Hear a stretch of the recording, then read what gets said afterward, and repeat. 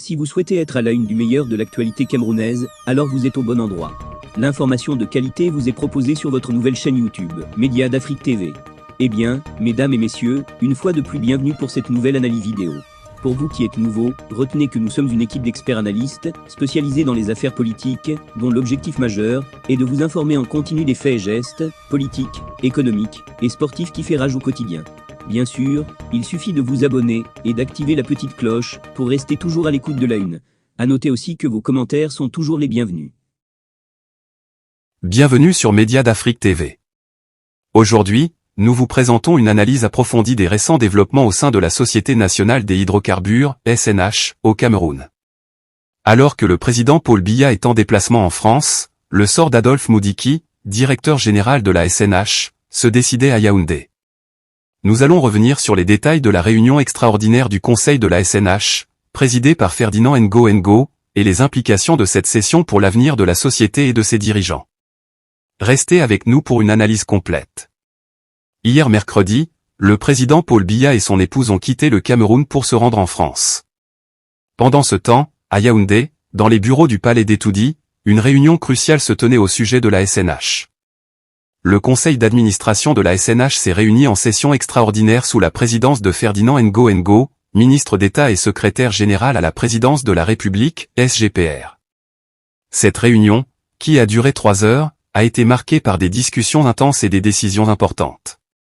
Depuis plusieurs semaines, des rumeurs circulaient sur un possible départ d'Adolphe Moudiki de la tête de la SNH. Ces spéculations ont été renforcées par un incident notable la semaine précédente, lorsque Moudiki a ordonné la fermeture des grilles du siège de la SNH, empêchant ainsi l'accès à Ferdinand Ngo et au reste du Conseil. Malgré ces tensions, le communiqué final signé par Ngo a précisé qu'aucun changement à la direction de la SNH n'était à l'ordre du jour. Certains observateurs estiment que le maintien de Moudiki serait dû à une intervention directe de Paul Biya, quelques instants avant son départ pour Paris où il doit assister à la cérémonie d'ouverture des Jeux Olympiques de Paris 2024, sur invitation spéciale d'Emmanuel Macron. La réunion extraordinaire du conseil d'administration de la SNH a porté sur plusieurs points clés. Présentation du rapport d'activité, le conseil a examiné le rapport d'activité couvrant la période du 1er janvier au 30 avril 2024. La production nationale d'hydrocarbures pour cette période s'élève à 12,697 millions de barils équivalent pétrole, BEP, permettant de transférer au trésor public 174,228 milliards de F.CFA après déduction des charges. Examen des états financiers, le Conseil a également examiné les états financiers de l'exercice clos au 31 décembre 2023. Cependant, des problèmes ont été détectés, notamment une transaction non approuvée par le Conseil d'administration ni par Paul Biya.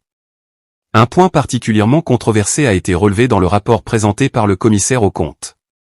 La SNH a racheté 10% des actions de la société Savannah Energy dans le capital de la société Codco SA pour un montant de 26,8 milliards de F.CFA sans approbation préalable. Cette transaction a conduit le Conseil à décider de surseoir à l'adoption du rapport d'exécution du budget et des comptes de l'exercice clos au 31 décembre 2023, et d'instruire la Direction générale de réviser ses comptes pour expurger toute référence à cette transaction. En dépit des tensions et des controverses, le Conseil a procédé à plusieurs nominations importantes et au renouvellement de mandats.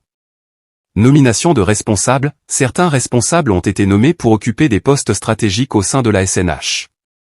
Renouvellement du mandat du commissaire aux comptes, le mandat du commissaire aux comptes a été renouvelé, assurant ainsi une continuité dans le contrôle des finances de la SNH.